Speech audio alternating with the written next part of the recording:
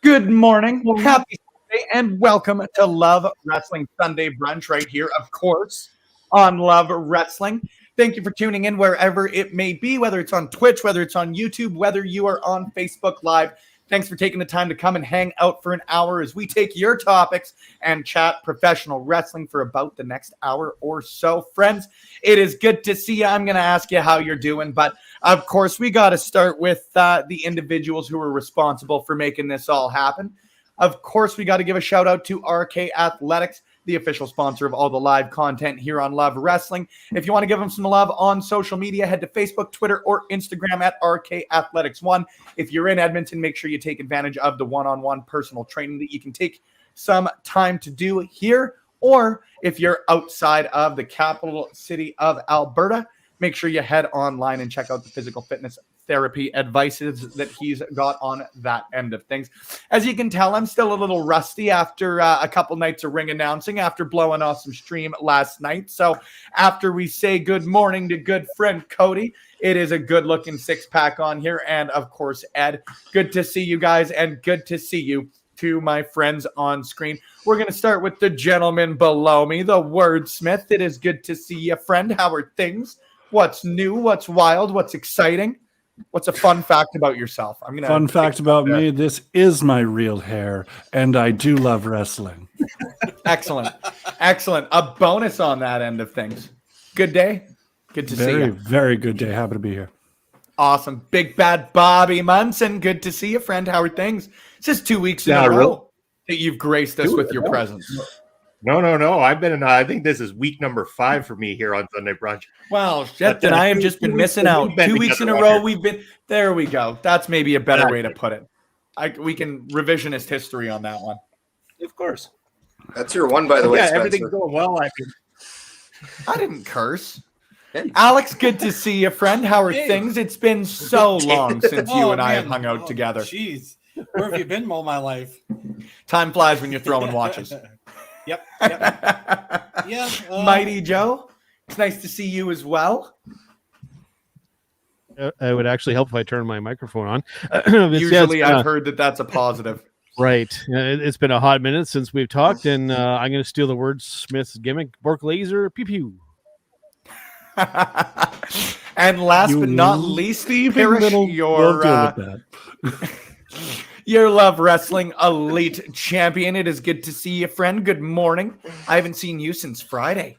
What's new? What's wild? What's exciting? Just basking in the glory of my in-ring return. And I got the big fat dub, by the way.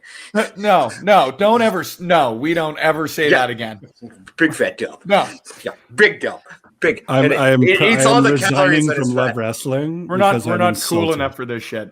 Don't worry. They don't do anything anyway nowadays, so we can steal what we want. Okay. Be nice, Darnell. Good morning. It is good to see you, friend. Nice.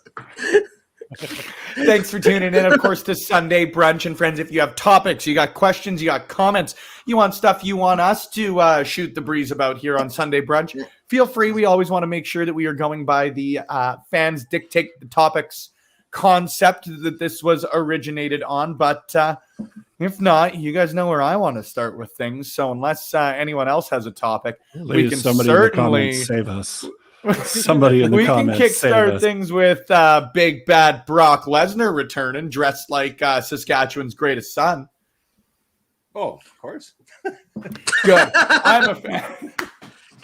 Bobby, you're a close second, but I got to say, Brock Lesnar was in my life far before you, and he's never broken a ring, inspiring my fan of professional wrestling. That's neither here nor there. Yes, Brock is back. It is official. I don't know, however, which direction things are going, and that's why I sort of want to kick it off there as well, not outside of my own selfish tendencies when it comes to Brock.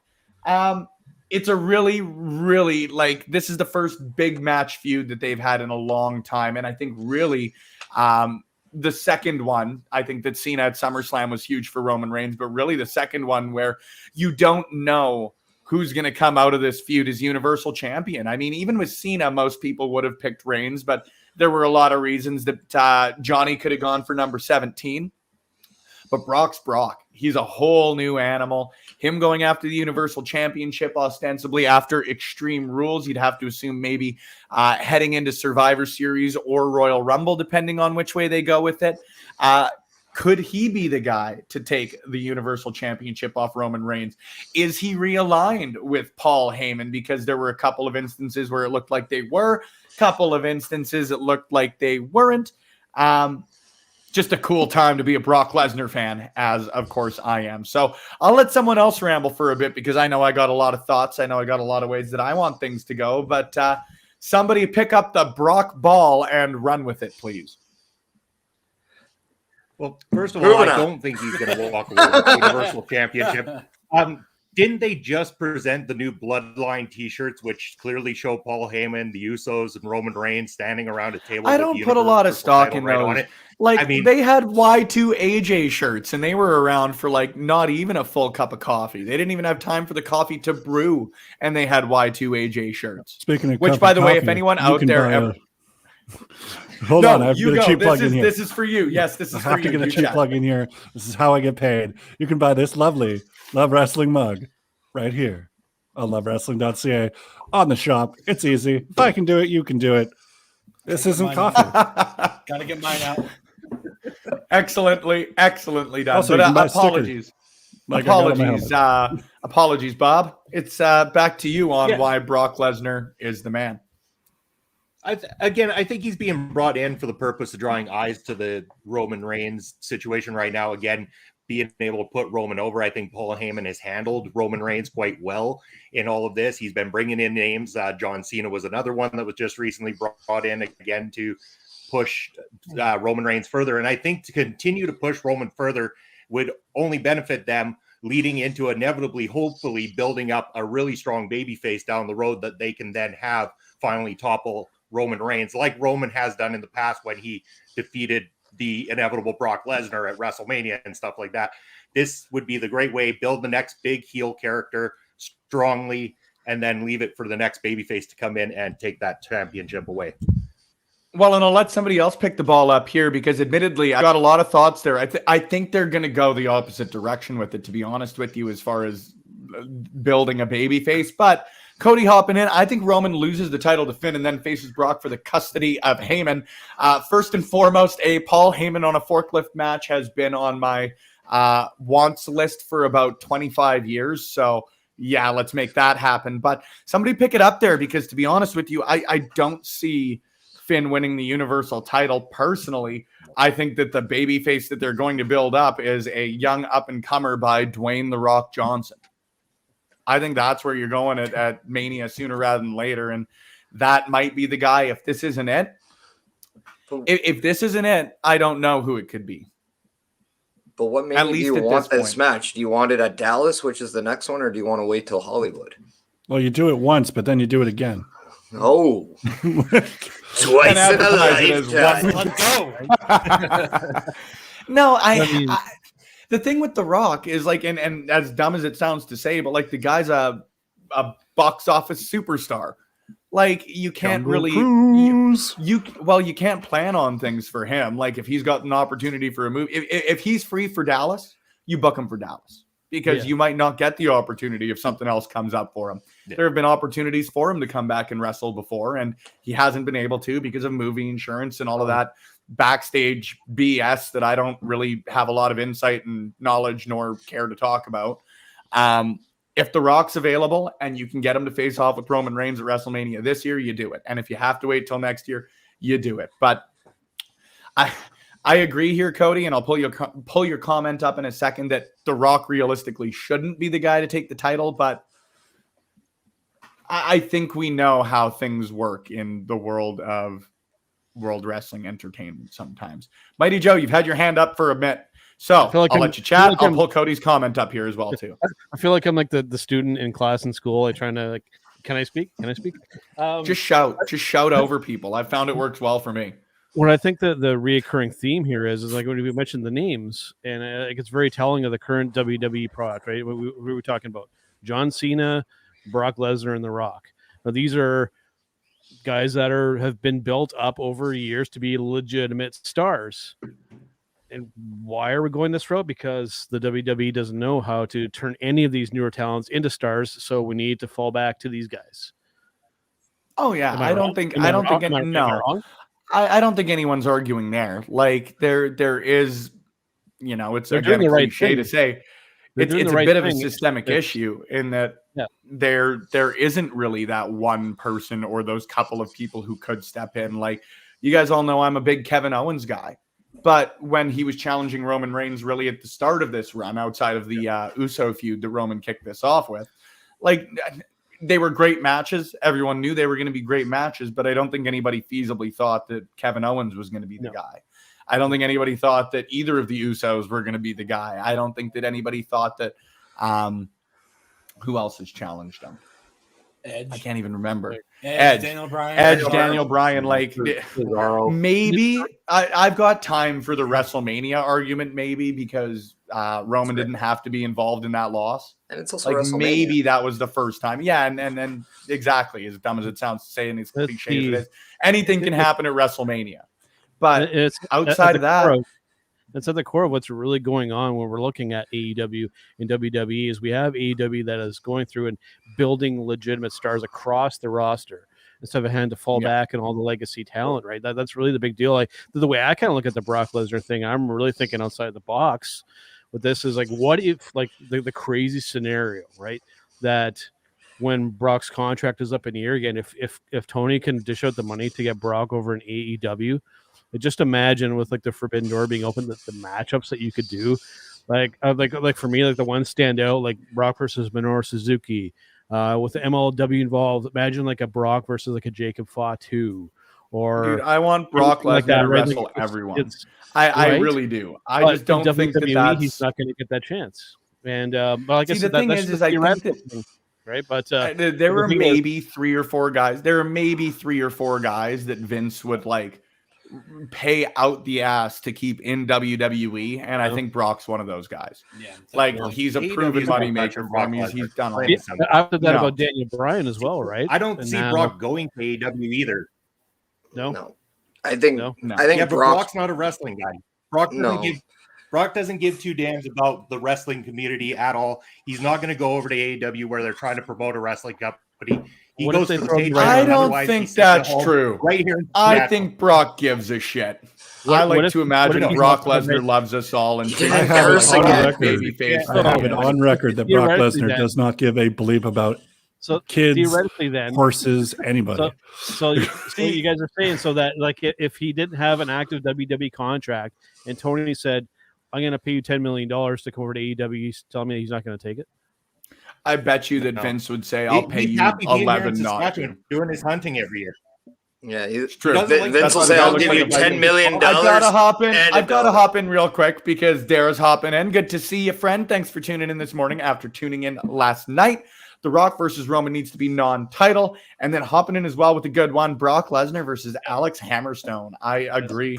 Yeah, I'm down for as that. with anyone, like honestly, the first match that I want to see most people right now, I want to see everybody wrestle John Gresham.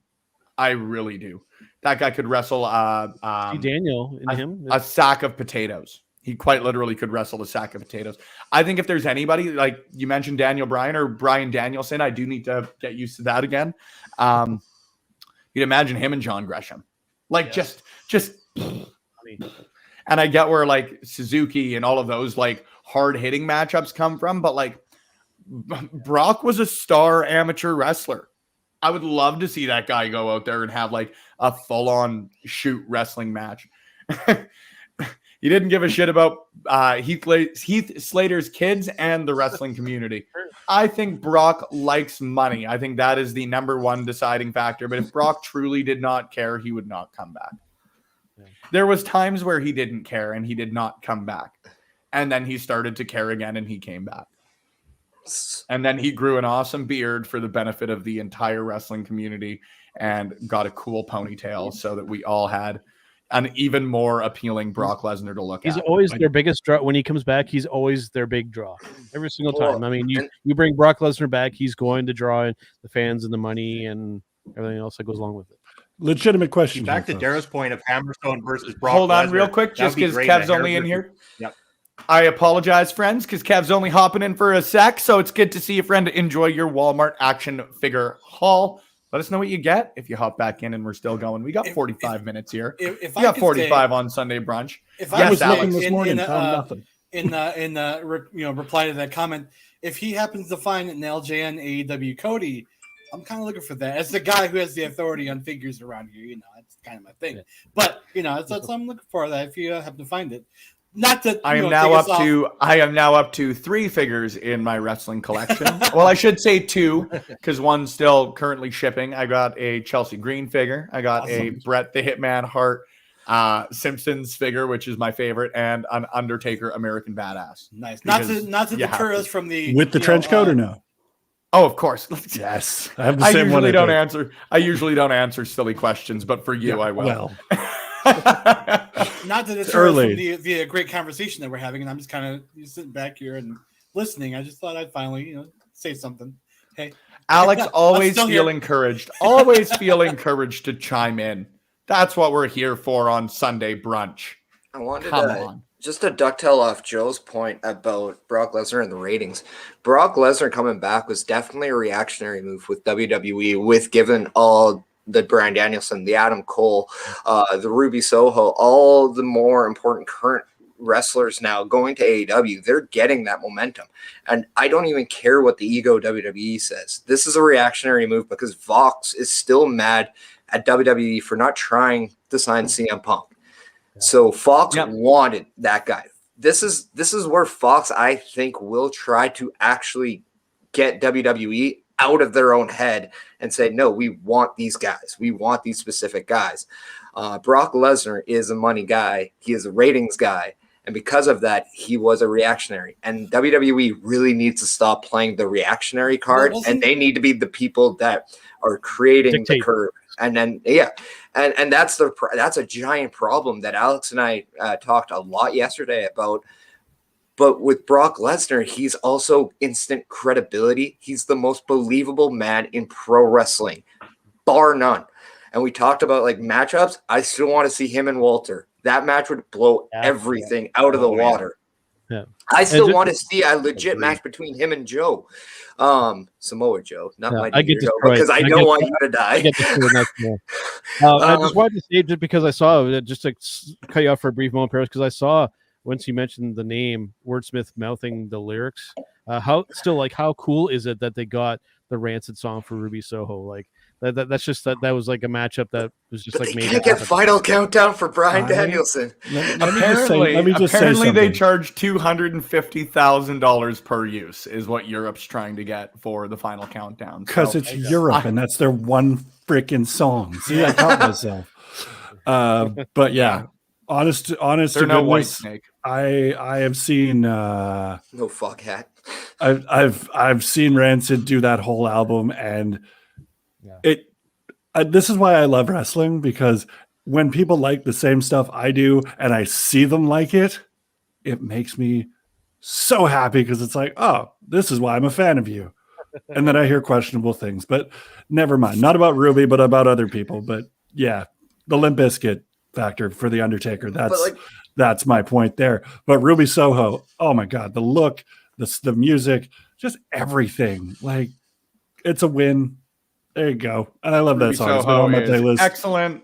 For weeks now. Lars, also excellent dude. Absolutely wonderful human being. Got to throw that one out there for another valued member of the internet wrestling community. Cody hopping in. Perish, that new Bryan music is excellent. I don't need the final countdown when he now has music singing, I'm going to kick your effing head in. That's a completely fair point. Yep. If it was replaced, and you've never gone to a Ring of Honor show and saw how amazing the final countdown is, and then the fans are chanting that. Hey, it is one of the coolest moments. I've got all the time in the world for his new music. I will defer. Bryan Danielson to rap is a little weird, though. I mean, if there's no Curly Kane, I don't think I want it. It's a pajamas situation. They're both fine. Let's get back real quick because I need to refill my coffee, admittedly. So I'm going to be selfish here. Let's take a quick break.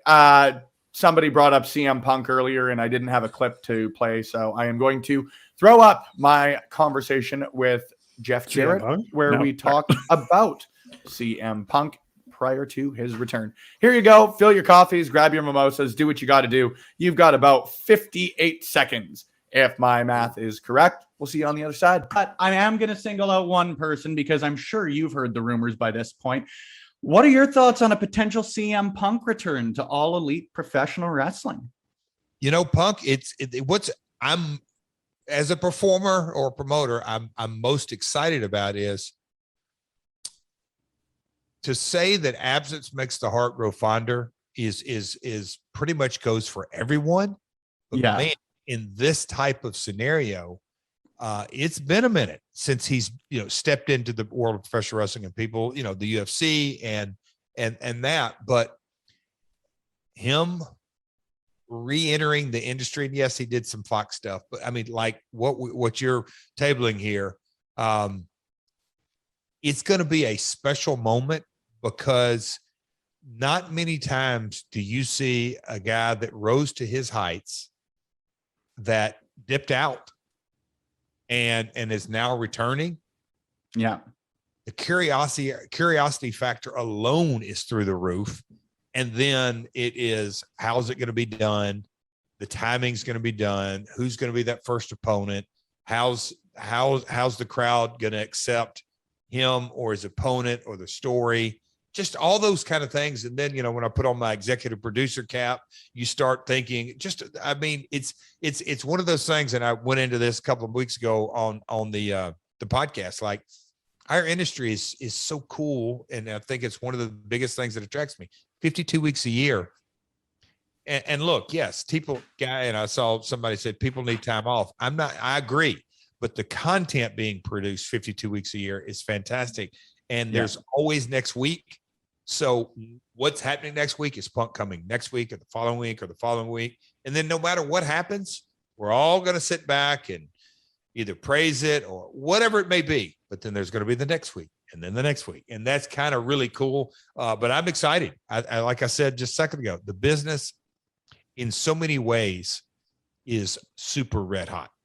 And I couldn't be more excited. Ain't he great? That chat was an absolute blast. Jeff Jarrett, if you want to head to our YouTube channel, youtube.com/LoveWrestlingCA, you can find that full conversation, a lot of my full conversations, and as of a couple of weeks ago, some of Zach Ralph's conversations. Of course, Smark and Friends joining the show a couple of weeks ago. That rhymed unintentionally, but awesomely. And of course, Mighty Joe Morin and Carl Carafel rejoining the fold, or joining the fold in a different way, hopping over on the Turnbuckle Talk end of things. So, Joe, while we've got a second here, because, of course, we always want to give a preview, a review, or recap, or whatever words you want to put on top of it, of what we've got coming up. So what do you got in store for Turnbuckle Talk tomorrow live, and then, of course, Thursday in audio form here on Love Wrestling? Yeah, absolutely. Turnbuckle Talk, of course, is what Carl and I have been doing for the better part of 5 years now. 235 episodes. Like, if you just count like the actual podcast episodes, because we were actually around longer than that, so we're probably closer to like 250 or 260 if you were to encompass everything. But I digress on that part. This week we are going to actually be having Mr. Chris Parrish on Turnbuckle Talk. So looking forward to that, to talking about, I don't know yet because I haven't written the run yet, but I will be doing that. And then, of course, well, the other show, we'll get a chance to plug that later on. I don't want to jump the ship out in there either. No worries. And of course, like summoning a genie or something like that, Zach, the host of Smark and Friends, hopping in the chat. Hello. We've got a clip, haha. A clip from your upcoming, chat with Foul Original here in a few minutes coming up. But let's get back to chatting about professional wrestling, because as Double J alluded to, the professional wrestling business has never been hotter, in my opinion, or, attitude era notwithstanding, maybe never been hotter. What can WWE be doing, to step back up All Elite Wrestling, I think everybody would pretty inarguably say, at least over the last few weeks, has been the show to be watching. That's not a discredit to some other shows. I think SmackDown was really good on Friday. I think that NXT, of course, everybody's worried about the changes, but I think it's still been a pretty solid show over the last couple of weeks. But what can WWE maybe be doing to heat themselves back up, or what can professional wrestling be doing as a whole to keep the momentum going? Who do I want to pick? Alex, you know what? You didn't talk a lot, so I'm going to make you talk a lot and talk first. Big screen. Nope. Let me make sure my diaphragm's ready for this. Sorry, what was that? What was that? Big screen them. Don't big screen me. I'm already too big. Oh, now that you argued with me. No, I won't do that. So, I mean, we talk about, what can WWE do? And at this point, they have to surprise us. We've fallen into this niche to where, we watch WWE not to see what they're going to do, but to see what they're not going to do. And that is where the problem lies. We need to see, like I said, surprise. We need to see something that would just blow us away. And, bring back Brock Lesnar is all right. Bringing in Becky Lynch is all right. But these are just kind of drops in the bucket at this point, as opposed to what AEW has done by bringing in an Adam Cole, by bringing in CM Punk, Ruby Soho, just to name a few. So they have to kind of step up their game a little bit. Maybe Finn winning the title at Extreme Rules is the way to go, or maybe having a cash in sooner than later for Big E is the way to go. When we even talk about a shakeup, the draft, so to speak, coming up in October, they need to make big money moves right now as opposed to what they have. But like we've always talked about, like it's a matter of, are they still one-sided, horse blinders on to what they want to see, as opposed what they need to be doing. Yeah, and that's the biggest problem. Fair. Completely fair. I also do want to put a pin, because I think maybe that's what we'll touch on in the third of the show. I was going to say third quarter, but we don't do quarters. We do thirds.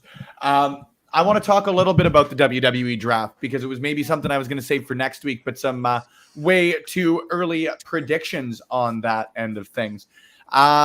Mighty Joe, I'm going to move to you, because Alex touched on a couple of good points there. Of course, we talked about Brock Lesnar right off the bat, but Becky Lynch and Brock Lesnar, at least to me, were really the two aces in the hole that WWE had. They brought them both back at SummerSlam to mixed results at that show. I will say that Becky has certainly grown on me in her current role right now.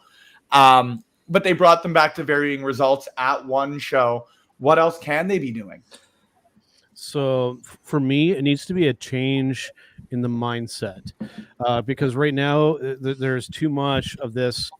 Well, the shows like WrestleMania, there's this mindset. Well, WrestleMania is just going to sell. People are going to go and buy tickets and buy the pay-per-view because it's WrestleMania. That name doesn't have that cachet value anymore. They need to reinvent themselves, and basically what what they need to do is, okay, look at AEW's beating us at our own game now. Now we have to look at this and be like, hey, these guys are raining on a parade there. We need to beat them at their own game. Let's do what we used to do best, and that's be the best wrestling company in the world, and find what is going to appeal to the fans. Because like I said, right now, the three letters WWE and WrestleMania, all this stuff doesn't have that recognition value with the fans anymore. People don't buy it just for that reason, like they seem to think. You need to totally reinvent that mindset and then start, actually. I think they've got to find a balance. I think you're bang on there, Joe, in the sense that like the brand isn't always the star, but I do know people, and I will counterpoint. Well, I will counterpoint. Like I know people who will tune in strictly because it's the Royal Rumble or WrestleMania. So it does still have that cachet for some things. But I agree in the sense that they try too much of the brand being the star and not enough of building individual stars to help in that endeavor, if that makes any sense. And the other thing that AEW has done really, really well, like not only have, they We've attracted the core fans like us. They've drawn in the older fans who have been gone for a while. They have come back, but they've also appealed themselves to the new and the non-wrestling fans as well. Like I've heard plenty of stories, even from us, where they've had people over watching wrestling for the first time, and then they've seen AEW, and they're like, "Hey, this is really, really cool. I want to watch this." I mean, nothing warms my heart more than to draw in a non-wrestling fan and see this for the first time, and then they're hooked. Right? That's what AEW needs to do. I mean, they've got that loyal WWE audience that's never going to leave them. They have that. They're always going to. It's now you got to find something to draw on the non-fans and the casuals, because then that can also put you over the top. Listen to what your fans want. AEW has been very, very successful recently in doing just that.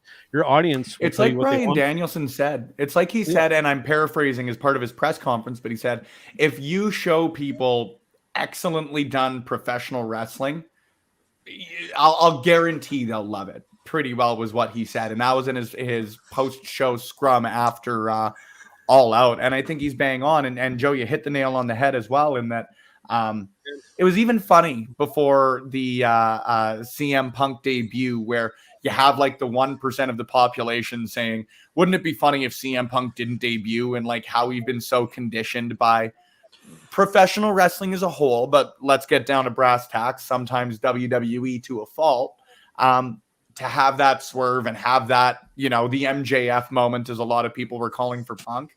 It's very cool that like AEW has delivered on promises time and time again, or anything that they've alluded to in ways they can make fans happy, they've delivered. It's not like when Punk is alluding to Daniel Bryan, now Bryan Danielson coming over. It's not like that never happens, and it's just like a mention on a show that disappoints people. He alludes to it, people get excited, and they deliver on that excitement pretty well every time. One other thing that I would just mention before we pass out to the next person, the other thing that they think they need to do, I'm going to make a very, very bold statement, right? So we've changed. Is it a hot take? Hot take, Joe? Potentially, yes. Potentially. All right. You can put me on the big screen if you want. Oh, yes. Awesome. I'm going to do that. I'm going to scroll down. I'm also, Zach, if you're still in the chat, we need to get like a quick graphic for hot takes. Not necessarily a hot take, but the name of this company. No, we're putting now the pressure's on. The name of this company used to be the World Wrestling Federation, right? Then we changed to World, we changed to like it's. I think that we need to really put wrestling back into the name of the company, because people are really drawn to AEW because of the wrestling now. I think we need to not necessarily focus on the wrestling, but really make the word wrestling like not be like a faux pas. Like even on commentary in WWE, they're not allowed to typically say the word wrestling because Vince doesn't like to use that word. I think you need to start using just that word wrestling, because there are people, hey, wink, wink, that love wrestling. More people want to watch wrestling. Dude, it's pretty funny. Wrestling. It's pretty funny for me. And then Bobby Parrish, wordsmith. I know that you guys haven't really had the floor, so we'll move to you. But it's pretty funny for me that you hear Daniel Bryan or Bryan Danielson. You hear Bryan Danielson, and you hear Adam Cole and all of these people coming over. And Adam Cole even mentions this is the best professional wrestling company in the world. And it's almost jarring to hear him say that, because, again, it is such a taboo. Such a taboo. One of you three gentlemen that I just mentioned, you can pick the floor up from there. I have to bring this one up because I meant to earlier. In Vince's voice, we need Logan Paul and WWE Legends Night. I got a good laugh too of the WWE Legends Night poster that they last did. I think it's only Booker T and Hulk Hogan are still with WWE, because they had like Christian advertised on there. They had Mickey James advertised on there. And that was like a year and a half ago, maybe. Either way. I think when you have legends like Mick Foley and Hall of Famers like himself and Booker T coming out and saying you have a problem, and these are people that actually care about the company. They're very loyal to the company. They don't want to see anything negative happen to this company. And they're coming out and saying you have a problem and you need to address it. You got to start listening to the guys like this, because if you don't, then this aura of Vince being disconnected to the fan base isn't just now the fan base. It's now to the workers that helped him become the success story that he is. And it's really hard to see when you're a kid loving this company and they were doing so many good things. And now they're just going in they're just turning around and walking back. And that's almost what it feels like at times. So WWE really needs to kind of take a step back, detach themselves from everything they've done and almost go back to almost square one. Like when you go and watch Raw, it seems like the show is more produced than the actual matches and the product itself. And like, I want to see the Raw in Monday night again. There's nothing raw about Monday night. When I'm watching SmackDown, I'm seeing sometimes a stage that has more lights than and I don't see the talent with any lights on them. Like, it's one of those things when I'm watching this product, there's always a seam that it's like, you're just not doing enough to help elevate the talent, but you're trying to polish. It's like you can't polish a turd and call it gold. So please just work on finding the gold first and then telling us it's gold. Don't manufacture and don't lie to us. They got to stop insulting our intelligence, because wrestling fans are too smart nowadays and they have the ability to change your channel. Just make us want to stay on the channel and you'll be okay. Yeah. Real quick before we get to Wordsmith and Bobby, why did Andrade turn on Chavo? First and foremost, good to see a certified hustler. Thanks for hopping in for the second week in a row for Sunday Brunch. And this was going to be my comment as well. It is because Ric Flair is a special advisor. I would love to see Ric Flair show up on AEW. Only because, number one, I think that, I guess two reasons. Number one, I think that AEW, whether it's Jake Roberts or Tully or Sting or whoever it may be, with their varying levels of abilities to get into the ring for health-related reasons, they've done a really good job with 99.9% of them, to the point that, like, there really isn't even an example outside of maybe even Chavo of legends or older wrestlers that they've brought in they haven't done right by. And yeah, that was the second comment as well, is that I think that Ric Flair's appearance with Andrade at Triple Mania was cool. It was very, very well done. I have all the time in the world. Like, it's going to sound silly. I've got all the time in the world for anything in pro wrestling as long as it's done well. Like, if you want to bring back Goldberg, which is something that a lot of people don't have time for, I've got a lot of time for it when you do stuff like the Dolph Ziggler segments or his initial run with Brock. Do I want to see the guy in a title match? No, like, there's varying levels to it. I think that Ric Flair, since leaving WWE and his one appearance and his rumored upcoming appearances, I'm excited. I'm real excited. So, sorry, Bobby, Wordsmith.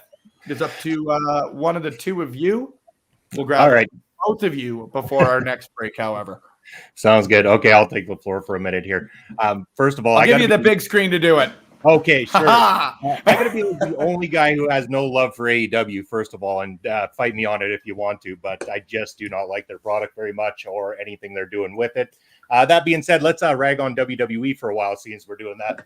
I grew up a WWF fan, WWE fan. It was the only wrestling I knew for years and years and years, and it hurts me to watch the product the way it is nowadays. The lack of building stars, and just I think there's just too much going on a lot of the time. They don't need two brands, first of all. They're like the shows it's irrelevant. You don't need two rosters. Kill the roster split, kill half the titles. Not everybody needs to be a champion in WWE or anywhere that they go. It's just it's frustrating to watch. It's champion after champion. It's like hot potato with title belts in that company. Everybody's a friggin' champion, and it gets nobody over. It really doesn't make the titles relevant in WWE by any means, because everybody's held one. Everybody's held every single one of them, and it no longer matters like it used to.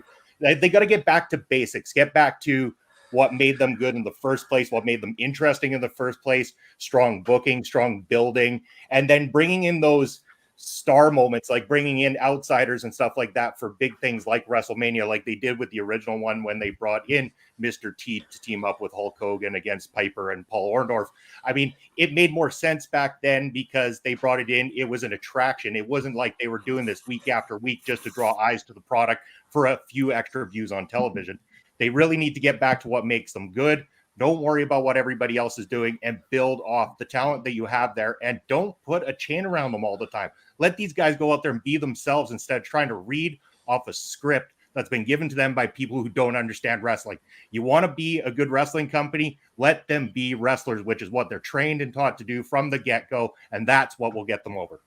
But I think, and I agree with a lot of the points you make, don't get me wrong, but I also don't think, and I mean this in a fairly positive way, to be honest with you, in a lot of respects, WWE doesn't want to be a wrestling company. No, they don't. They don't. They haven't for years. No, and I think that's where disconnect again has like a real negative connotation, but I think that's where a lot of the disconnect with a lot of fans like us comes from, who are into professional wrestling more than we are sports entertainment, I think.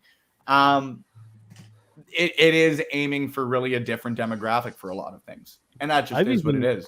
I've even said at some points that I could see Vince basically just hire a bunch of actors and teach them how to wrestle. Yeah, it's good. Well, and I don't see the thing that again confuses me with a lot of the NXT rebrand, and we got to get to a quick break. And Wordsmith, I haven't forgot about you. But with the NXT rebrand, like when they're talking about bringing in top athletes and turning them into pro wrestlers, there's no issue with that. But why are you saying that that's what you're going to do? And then releasing guys like Braun Strowman and Bray Wyatt and individuals who were just that, people who hadn't wrestled a ton, that you turned into stars. But either way, Wordsmith, I'm giving you big screen. I was just doing some math. I was just doing some math. And I seem to have solved the problem. I agree with most things that everyone said. I won't get into details because I'm not that interested. But I know how to solve the problem. Bring back Bad Bunny. The math doesn't lie. Oh, God. All right. I mean, now you can go to break because that's how you end a segment. That is 100% how you end a segment. Coming up this week on Smark and Friends here on Love Wrestling. You can tune in, of course, every Thursday at 11 a.m. Mountain, 1 p.m. Eastern to get in on the live chat with Zach. He's joined by Foul Original, a great individual. Here's a highlight. Yeah, we cut to Steve. Tommy, he's washing up in the bathroom. He's cleaning up a very nasty gash across his chest. He's using like 6 little butterfly bandages to keep it all together. Most importantly, he's still got the package. He rides off on his motorcycle. Not really much to say there, so I'll just move on to the next one. We're back with the German. He's got, once again, German's got his little cough that's like getting a little more apparent as the film goes on. Are you an X-Files fan, Fowl? Yes, and I've written this down as well. Oh my God. Yes. Okay. Oh my God. I was going to be like, oh, did you know? Yeah. No, I was so happy because the German is giving the cancer man, the cigarette smoking man from the X-Files, a little lesson on the martini. Yes, of course, as Zach hops in the comments to state, him and Fowl watching along with the package starring Steve Austin and Dolph Lundgren, 2 of the baddest dudes on the planet. There's no other way to put it. I love it. I'm very excited for that one. I will always laugh when people mark out for non-professional wrestlers. It's one of my favorite things in the world. 100% one of my favorite things. Can I just interject here for a moment? Of course. Always. Foul Original is possibly my favorite person that I've ever had the pleasure of working with, only because if you go back and watch Word Slam Part 2, it's on YouTube and it's on Twitch or whatever. Spencer, bring up a link or something. I don't know how that works. That's actually what I'm trying to do. So as long as you can continue to vamp, I will. I can. You know I can. So here's the deal.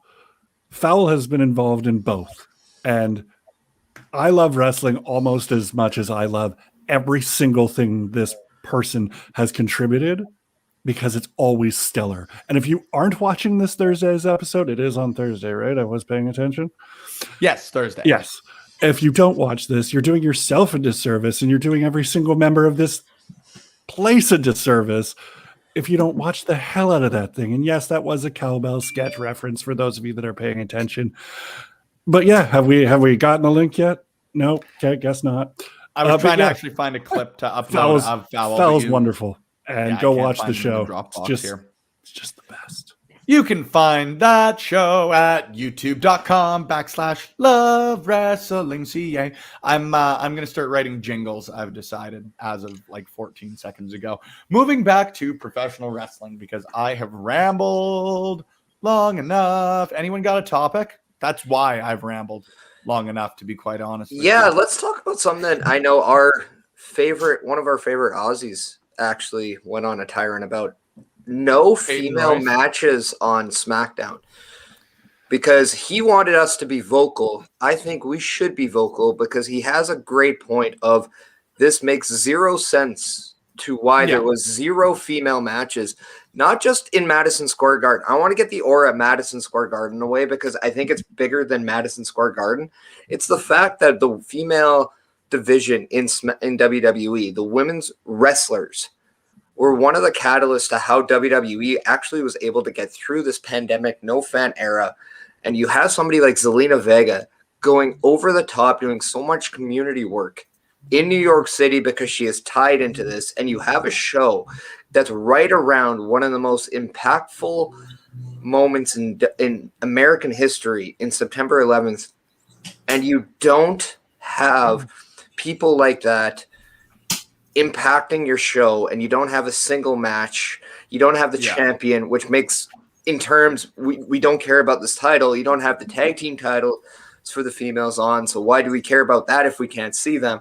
On top of that, you don't have the biggest stars, and Becky Lynch is one of the company's biggest stars. She's not there.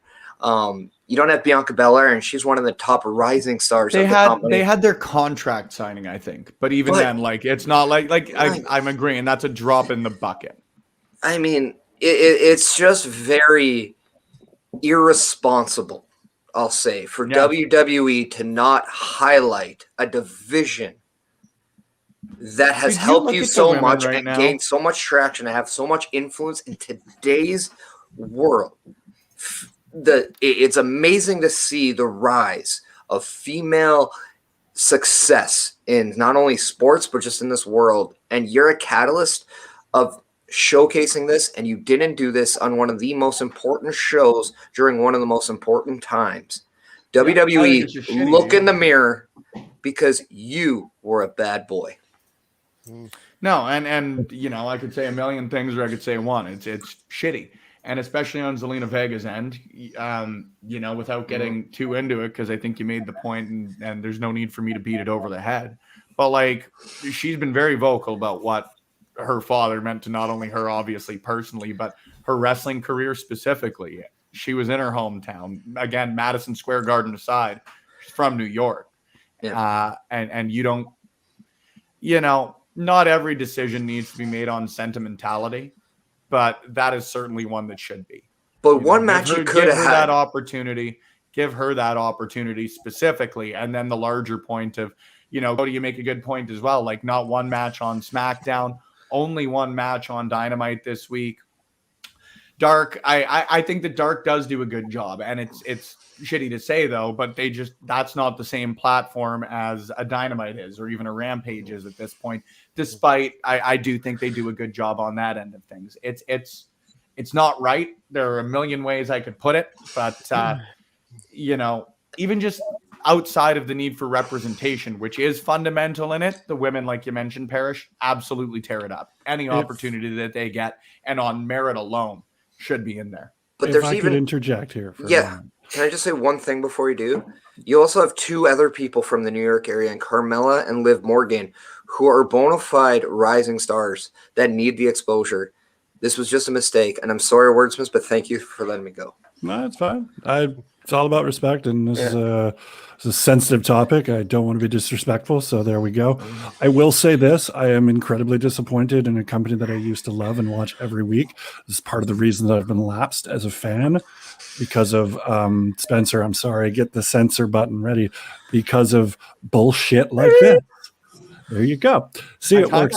Really okay. I think so. Let us know in the chat if that worked. But in all seriousness, we have a company that made a point 20 years ago of being one of the first companies back after 9/11 happened. And you're telling me you won't put somebody it's disgusting. I don't want to talk about it anymore. I think it's gross. And I think the fact that it's also a female athlete that was not featured on the show and that there was no female athletes featured on the show enrages me. And I think we should all keep that in mind, because your money is what, tells these people what's going on. I have not given them my money in years because of reasons like this. Yeah. Had the show been good from start to finish, I don't think people would have noticed quite as much. But when your show is 90% garbage, you're going to notice when you leave obvious star quality out like that. Yeah. And like, it's so weird when I look on the TV screen, and I'm not even a tennis fan, but I'm seeing a US Open, and I'm seeing a girl from Canada who just turned 19 years old, and then another girl who is 18 years old, and they're killing it in the US Open final. That is doing nothing but influencing young women to get involved in tennis, because they're seeing girls that are not that much older than them having success. And you're telling me that this is not an example of seeing females. And like, Bianca Belair is not a veteran. She is a rising young star. Liv Morgan, young star. Their influences to little girls that would want to become a pro wrestler and work for the WWE. And you're basically telling that youth, we don't care. Yeah, it's a bad message. You're cut for time. I agree. I think it's Alex. Of course, I want to give yourself and Joe the floor as well, because we haven't quite yet. But at least on my end, that's all I got to say about that, because it's certainly frustrating. And Cody, I think you're bang on as well in the WWE. Excuse me, I thought I'd click. I think the WWE is so far under the microscope right now in the world of sport as a whole that there really isn't any possibility to put on a, quote, good show and people not notice the lack of female representation. I agree. And I think you also hit the nail on the head earlier in that I think that there are certainly opportunities with AEW around that end. I think that really the standard bearers for me right now are your Impacts, your Ring of Honors. They're doing a great job of trying to grow things. And then Mickie James is an individual. Obviously, you see what she did with the NWA. Her appearances on Impact. I think there's a lot of good out there for sure as well. And I don't think that this conversation should ignore any of the stuff that, again, Mickie or a Maria Kanellis or even MLW, Dave Prazik, who headed up Shimmer and heads up Shimmer. He's joined as someone who's supposed to be building the women's division down there. And you look at Nicole Savoy, who just makes or announced is going to make her MLW debut.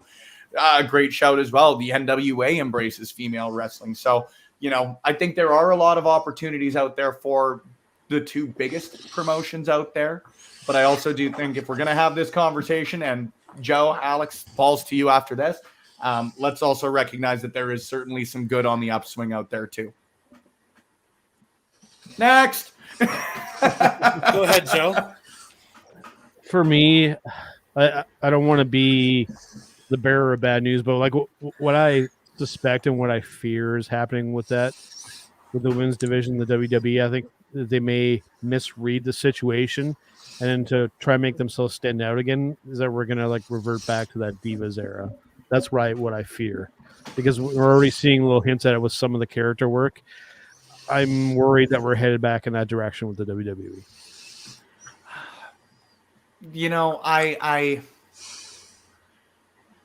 I agree, but I also do think, and Josh has brought the point up a million times too, there is some pretty underrated professional wrestling as far as the Divas eras goes. I'm fine with characters. Sure. Treat them with respect is the best way I can put it. Right. Alex, I'll move to you with the final word on this as well. However, Cody, I'm going to pull this up because completely agree. Mickie versus Deonna in Impact is going to be fantastic. It is pretty hard right now to argue that Deonna Purrazzo is the top female wrestler in the world. Certainly one of the best professional wrestlers in the world, period. Like her, Io Shirai, easy to argue for those two right now. One other mention that we didn't mention too, if you really, really love women's wrestling, check out Stardom as well. You won't be disappointed. Bingo, bango. Alex, close us out on this one, and then we are going to bring up, because we've got about 5 minutes left here on Sunday Brunch, and admittedly, my voice is starting to wear thin. So, close her out. We'll bring up what we got coming up this week. We'll close her out with some highlights, and then I believe, depending on if they're still going, we're going to rate Ibiza following today's stream here on the Twitch end of things.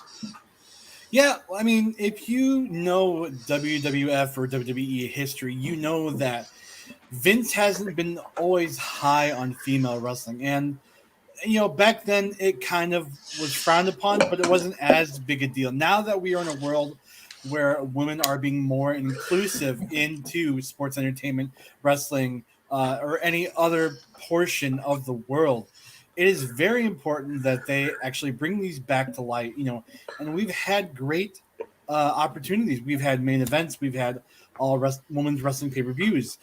We've had some firsts for women's wrestling in the WWE, but they just I feel like they kind of used it as a PR stunt. Like, we've gone to a point where it hasn't been the forefront. And on the other side of things with AEW, it has been, in my opinion, on the forefront. I mean, we talked about AEW Dark not being as big of a catalyst for it, but I still think that what they're doing, not only having some of their own talent being showcased, but bringing in talent from the independents and showcasing them, and then having matches like Britt Baker and Penelope Ford in a dark, lights out match where they actually beat the hell out of each other. They weren't babied. They weren't said, told, okay, protect yourselves. Make sure they were said, okay, do what you want to do. You want to go out there and show them you can hang with the best of them, go do it. And that's what needs to be done. We need to have women shown that it's okay, that they can do these things if they want to, that they can be included in this. And right now, WWE is not doing a good job. We're having quick minute matches on SmackDown or on pay-per-views, and we're not having any sort of wrestling segment or females being overshadowed on their programming, and it's not a good look for them. And they need to get out of this funk of that this is what they want. But like I agree with Joe, like we're potentially heading back to that diva era of women's wrestling in WWE, and it's going to be very sad because there's a lot of great talent that's still on the roster. But we all know, the thing I don't nowadays think that's is the case. I don't think they're going back to a divas era. I think mean, that there's certainly a need for more time for women on television, Yeah. but at the same time, it's not. But It- the direction they're heading in isn't the best that they could be doing, and they know that, and they hear people, like Josh, like us, talk about this, but they're not going to listen to it. Like I said, they have their own one sight, their blinders on, and these women who are in WWE are not reaping the benefits of it. They're being put on the back burner, like what Britt Baker said to Ruby Soho this week. Weren't you just in catering for the past 4 months or 4 years? I think that's a problem with the promotion as a whole, though. Yeah. Like you can look at a lot of individuals that have joined All Elite Wrestling or gone to ROH or wherever in the last little bit that you could make that argument too, right? Right, Like, but they that's could have like, made that same comment to Andrade. but as that part of shouldn't his even takeoff. that shouldn't even be a comment. It should be like, hey man, that last match you had on their show was excellent. I'm glad to see you here now. Yeah, I don't That's, disagree. I'm not disagreeing with you there at all. I just think that it's the Divas era specifically for me, because I think that if it was going back to Divas era, you wouldn't be featuring people at all like Sasha Banks or a Bianca Belair or individuals who were out there and primarily known as athletes who main evented WrestleMania. I know that there's a tough and I'm agreeing that right now there is certainly the need for more representation and more women on WWE programming. But I also don't think you would be looking in the Divas era for the most part and having them main event WrestleMania. I think that is a bit of apples and oranges. That's just me. Yeah. If Charlotte was to leave WWE, who would actually have the power and pull backstage as a female talent to tell Vince no, to the point where Vince would actually listen? Maybe Becky. Yeah, it's one of those things where this, I think, shows the importance of these two women, but Charlotte especially, as someone who I believe will stand up for the female and has the pull backstage, just have Vince go, okay, yeah, I'll do it. She's untouchable and she's gold right now, and she's very vital. I think to be honest, and just given the legacy and all of that sort of stuff behind it, Natty. Like Natty was the reason that they added those women's matches to WrestleMania this year.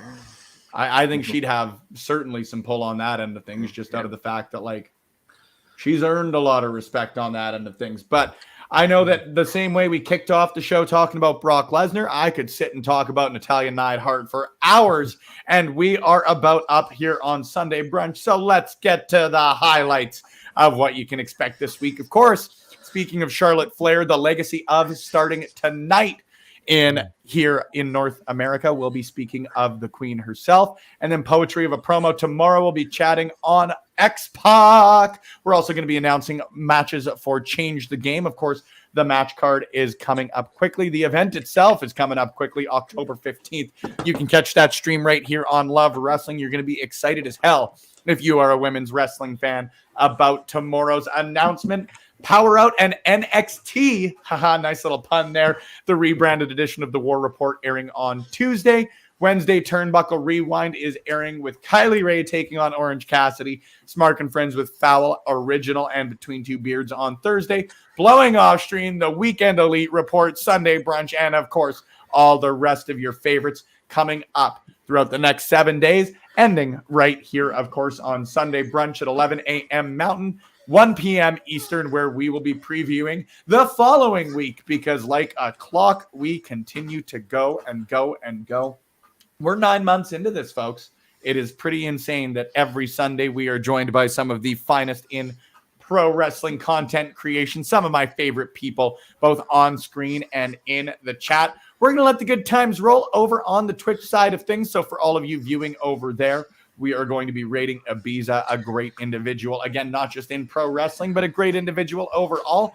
And for all of you tuned in on YouTube and Facebook, you're going to hear the music here in a few seconds. So friends, for Parrish, for Mighty Joe, for Alex, for the Wordsmith, for Big Bad Bobby Munson, and of course, myself, Spencer Love, thank you for tuning in. It is always appreciated when there's so much pro wrestling content creation, so many people talking pro wrestling, podcasts, videos, all of that sort of stuff out there, that you take the time every Sunday and every time that you do for us. For the gentlemen you see on screen, goodbye to all of you in the comments section. The start raid button has been clicked, so we will see you in 10 seconds over on the Ibiza side of things. YouTube, Facebook, we will see you later for Sunday Brunch.